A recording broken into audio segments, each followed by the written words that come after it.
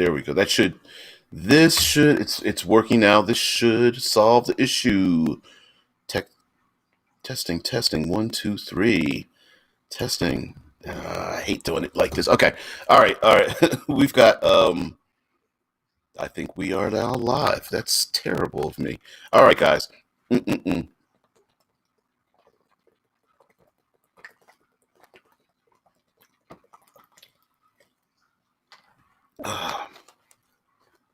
Worst live streamer in the world. All right, we're back to may have to go back in the video and edit out this first 10, 11 minutes of the show or whatever. All right, here we go again. Welcome, creatives, community, and kind folks to RPG with DBJ. I'm your host, DBJ. I'm surrounded by the best and brightest and most amazing individuals on the internet that make me look brilliant, so I'm glad you are here.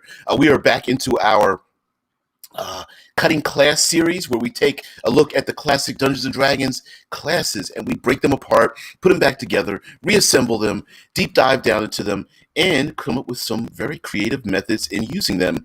We are talking about the Druid. I unfortunately read a lot about the Druid, about the tropishness of the Druid in the tabletop RPG community, considering the uses of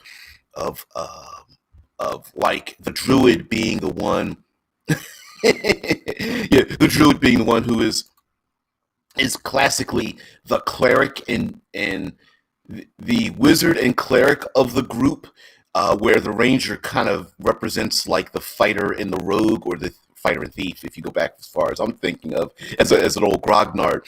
The Druid's most notably known for having spells centered in and around the nature, and of course having the ability to shape change. And so we're going to go into it now. With today being Monster Monday, Monster Monday is our time to think about like NPCs, of course monsters, allies, and of course playing the characters themselves. So one thing that I think sometimes we tend to, and I like to, there's a term that I use called backing ourselves into a corner in the creative process, in terms of trying to discover something that is quite a bit difficult to put your finger on in terms of getting creativity, and then wedging ourselves out of that corner and going, oh, okay, yeah, we can make this pretty amazing. So one of the things that I think is a lost opportunity, especially when it comes to druids, is that long before the warlock became a character class, and of course along the lines of clerics themselves, druids and clerics are in the same family. And I think we can pull a lot from clerics in terms of druids have a built-in storyline with them where there are like elder spirits, fey creatures, divinities, and all kinds of things, even ancestors, council members, and all sorts of things, where there's a built-in storyline when it comes to players being given instructions to go somewhere, to go on missions, to be given a quest, to be given information that many others do not have a connection to. For example, a major storm getting to roll in, or being given some kind of like a portent or an oracle or an augury or something of that nature that tells them of something impending in the future, and giving the players not only a in character, in world specified, you need to perform this action to travel throughout the world or to solve a particular problem, but also wrapping in the context of not only do you need to solve the problem, but you need to solve it within a time frame. And as a game master, dungeon master, time is one of our greatest tools that I think we underutilize. Placing a time schedule on things to happen, finding a magic sword before it sinks inexorably into the ocean, or finding, survivors of a major storm with a ship that's landed on an island that's being, with volcanic activity, it's going to sink the island or something, or getting across a mountain valley before the snow set in, and all this. These are things where time is of the essence. Um, whether that time means that there's a war that's about to happen, or the changing of a guard, or the shifting of important individuals in power, you know, handing across the rod of power from one deposed noble to another or something.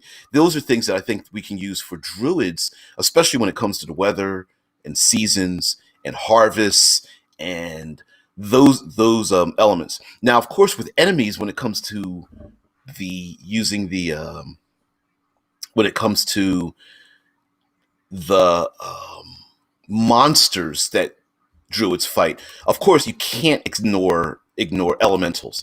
Now, the danger, of course, of using all the kinds of elementals is that druids have power over them. So it might be this is probably, but elementals and using beasts as an animal type are probably the two things that make druids stand out as badasses, right? It's the hey, let me throw some enemies at the player characters that they're able to easily handle, so that they can feel like the badasses that they are.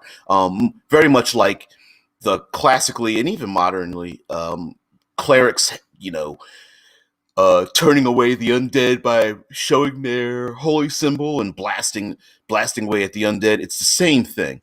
Now, druids, when it comes to other monsters, of course, other kinds of enemies, there are plenty others that really kind of fit into it, especially as the defenders of the natural order. So all kinds of constructs and being enemies of industry and enemies of destroying nature itself to achieve some kind of goal really kind of represent a pretty standard druidic position in society. So anything that's like steam powered, or like modified or created by foul chemicals, or giant machines that are gear forged or whatnot by your classic dwarves or gnomes and such, can become pretty significant enemies of druids,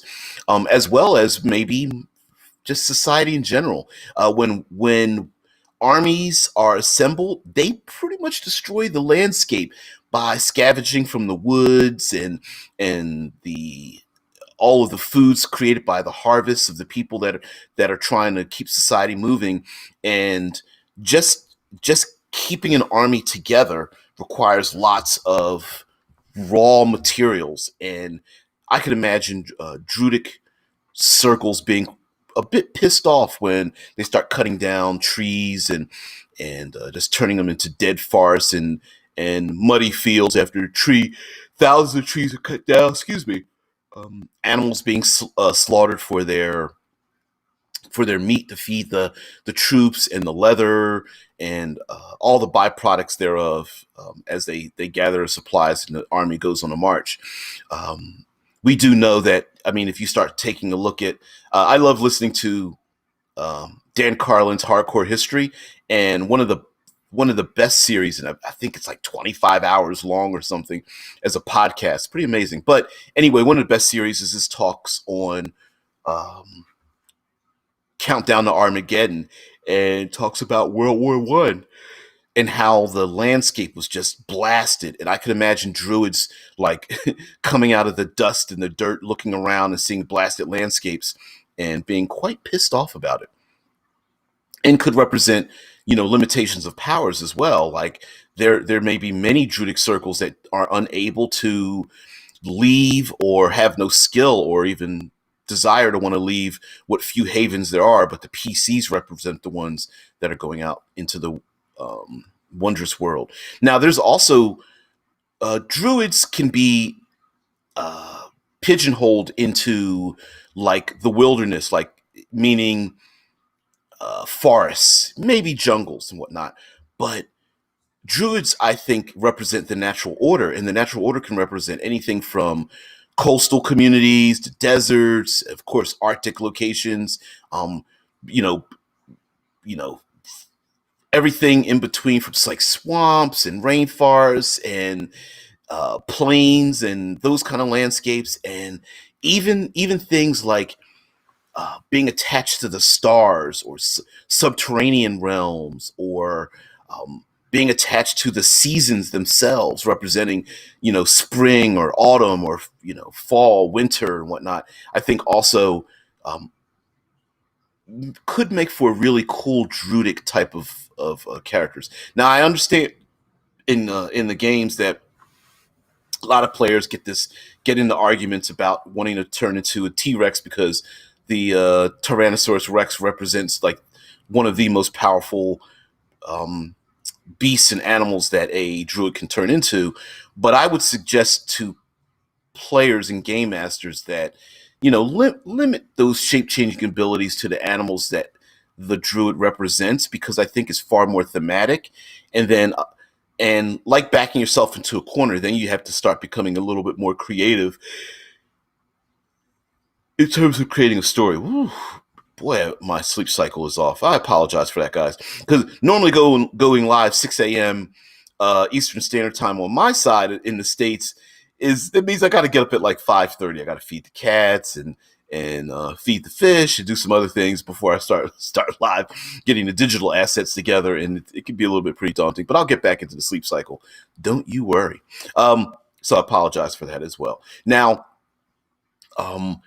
how and where Druid comes upon their powers, in terms of like creating like adversaries and things, is pretty important as well, because we we tend to think of Druids as being a monolith, right? Like one Druid is just like any other Druid, but player characters might represent a new order that is disruptive to the old way things are done, and maybe there are other Druidic council members or whatnot, followers and such, that the player characters might be in conflict with, but not necessarily enemies of. For example, a druid adventuring with a regular adventuring party might be seen as, you know, a little too rebellious, considering the old ways things are done, and especially just the idea of a druid adventuring itself could be seen as something that's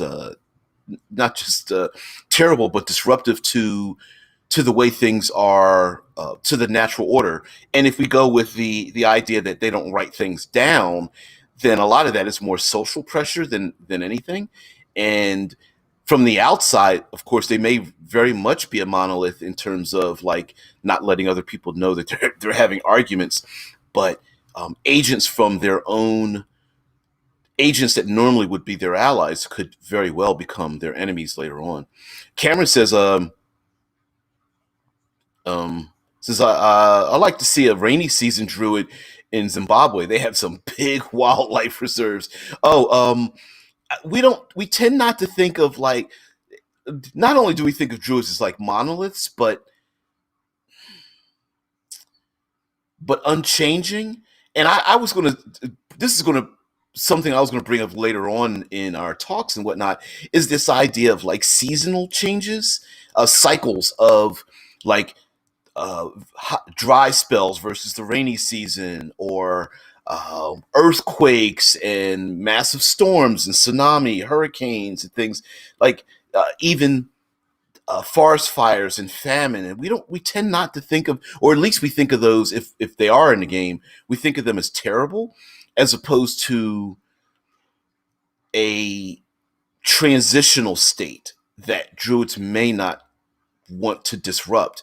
And that's one of the arguments that has happened in the past, although not as much as the lawful stupid paladin and whatnot. But there has been a I'm absolute neutral, and people abusing the idea of being neutral, like, oh, if there's more, what is it, balance thing, like if there's more of us than enemies, that the druid, because I'm playing true neutral, I'll go on the enemy side. It's pretty ridiculous. It's pretty stupid. Um, uh, but I've heard that trope being done enough that it is a thing. That's just ridiculous as all get out. But the idea that also the idea that druids might sit back and let certain things happen. Like a druid wouldn't cure someone that's been poisoned because, well, they shouldn't have got bit, or the druid to see someone drowning and is like, well, should have been able to swim. Um, but I think differently on that. I think that it's not a matter of like, it's not just accepting the dangers of the natural order, but it is the ability to survive them as opposed to stopping them altogether. Now, of course, you get to, you start heading above 10th level in any character class, and they pretty much turn into superheroes.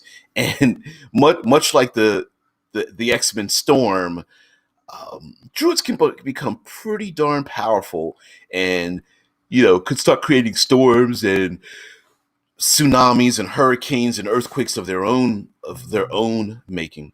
So, and stories can be built around that as well. For example, there could be one or many numbers of druids that are disrupting the environment, and maybe the player characters are there to stop them from doing it, or at least beseech them from doing such a thing, so that there are they're causing such death and destruction for their own reasons. Of course, they're pissed off against humanity. That's a pretty common trope. It could be that they are set to it's the of we need to shape the landscape because of something, or I don't know, a mountain is in the way and our desire is to destroy the mountain with erosion to create a living space for the rest of us, or something like that. But it would be pretty interesting. Even like Cameron's brought up the idea of like a wildlife reserve. There could be some monstrous creatures out there, such as like a druid that's protecting monsters that have been mutated, like the dire versions of other monsters, even owl bears and chimera and other monsters that are like mutated through external sources, and maybe those druids are the ones who are like protecting them. I've even heard of druids being related to the Tarrasque. The RPG setting Salt and Wounds is built around a Tarrasque that was pinned down more kaiju level than the common Tarrasque we know in the game. But it was pinned down with these arcane harpoons, and people are cutting its skin off because it keeps growing back, at least as far related to the Tarrasque that keeps regrowing. And there's a rebel group that's trying to free the Tarrasque because it's an abuse of life. And so, yeah, it would be pretty interesting to have like druids that are related far more to the arcane nature of the world. Druids that are surrounded by manticores or boulets or purple worms or something of that nature, as opposed to the animals we have in our modern day. Cameron says, I feel like a kind of druid I would hang out with would be be just as kind as animals, as calm as plants, and as wrathful as the weather. It could be, yeah, it could be that, on one hand, if they're your friend, they're your greatest friend, and when they get pissed off, they're like, they they they open up a can of whoop ass, as it were. In a way, druids are kind of related, in some ways, related to sorcerers. You can imagine them like when they're pissed off and rage filled, that they have some kind of uncontrolled power. Um, even the subtlety of their power. Butterflies and small birds landing on their shoulders, or small animals like raccoons and field mice and chipmunks or something just coming up to them, or a druid just being able to walk through the woods and give head rubbies to deer or things like that. Normally, that they would be very skittish and whatnot. Seems to be like a common trope when it comes to druids, and I would play that up for player characters as well. Also, we don't know exactly what it takes to become a druid. We can get an idea for like, oh, well, for cleric, you have to have a lot of faith. For a fighter, you have to have a lot of combat skills. For a ranger, you have to survive out in the wilderness. But for druids, we really don't know. And because of our own the myths surrounding druids in our own world, we could come up with a lot of really cool ideas when it comes to being a druid. Like, is it more, is it related to your blood? Like, are you born into it and you really don't have a choice? Is it a, is it stepping over a line that very few people cross? Like, for example, in our own world, there are people who live, who we would love to live vicariously through because um, they're like the Amish. They are mountain climbers. They go surfing every day. There are people who've given up. They've given up more and more of their industrial society part of nature. Excuse me, and decided to fully embrace, the idea of living on their own, living day by day, living off the wild. I only eat what I kill. I live in a cabin without heat, and I, go and scavenge for my own wood to create my heat. And I don't know, I skin animals and use their hides for my clothing instead of buying my clothing off the rack and whatnot. And of course, far easier to do that in the fantasy world. But the idea that how deeply entrenched is a druid into the natural order versus, say, a druid part of a noble family, and the druid takes care of the wildlife reserve or their zoo? Or is there a druid that's part of a sailing group, and the druids are out there making sure that they always have great trade winds behind them and dodge around the oceans and whatnot, and they predict the weather? Are there druids part of criminal organizations, like piracies or more, where they're on islands or hard to reach locations and they hide there? Whenever they return home with their ill-gotten goods, the druid brings up yet another storm that keeps enemies from traveling deeper into the harsh wilderness and whatnot. You guys know me. I am a consummate fan. I, my whole writing encounter, the ninth book has already come out for the cinematic environs, and it's all about exploration and the third pillar, and it's all about using them, both in combat and as descriptors for creating the world. And rangers and druids have kind of like fallen away from the idea of survival because they have a lot of easy buttons that they can just push to automatically do things. And I think it's a disservice to them because it now druids no longer are feel like badasses because so many of their capabilities are passive when it comes to surviving. And also there aren't a lot of rules when it comes to adjudicating earthquakes and hurricanes, tornadoes, sandstorms, uh, famines, heat waves, brutal blizzards in Arctic and the cold and whatnot, and being the agents that are able to keep communities alive when the seasons start to change, or even accepting the fact that there are like Fey councils that change by season to season, and the druids are kind of like the balancing element of the strange inner workings of like councils of Fey creatures and whatnot. Um, Lastly, I will say, in fantasy worlds, we tend to make this weird, and it makes sense. We tend to have a weird separation between what a traditional animal is versus a a traditional animal versus a monster, right? Like, is a displacer beast a natural animal or is it a monster? And many creatures that live in the outer worlds, that live in the upper planes and the lower planes, and and such dire animals that I brought up before, how related are they with druids? For example, maybe druids have a far more social relationship to, say, naga or hags or sphinxes or manticores or something, where they may not be friends, but when it comes to minotaurs and ogres and things, maybe druids have far more of a social interaction where they deal with them through trade or diplomacy or treaties or something of that nature. And that could be a really cool story idea where the druid becomes the face of the party as opposed to like the bard or the rogue when they're out in the wilderness, because the lizard folk out there are, they're like, yeah, we'll let you pass by because your ancestors, did, they gave us you know, they held tight to us. So I'm gonna let you pass, but we catch you doing something wrong and we're gonna come after you, or if you're in the Underdark, like druids that are down in the Underdark, I'm sure there are plenty of dwarven fellows and many other character types and other monsters and things down deep in the Underdark, but they're also druids as well.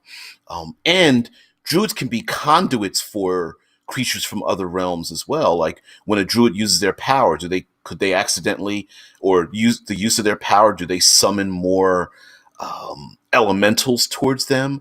Is there something that they're doing that turns regular bears into a dire bear or dire wolves and all the rest of these creatures? Who knows? But anyway, guys, thank you very much for letting me ramble on. Sorry about the fits and starts of the show. Not exactly sure why that was a thing, but we'll figure it out. Anyway, I want to thank you very much for just being part of the show. Just being here in general. I apologize once again for all the fits and starts and whatnot, but please stick with me as we move on. I understand it, like as this the audio punches out and everything. It might not be punching out into the YouTube, but we'll figure out what the heck's going on later on. But anyway, guys, I want to thank you very much. Have a great day. Please like,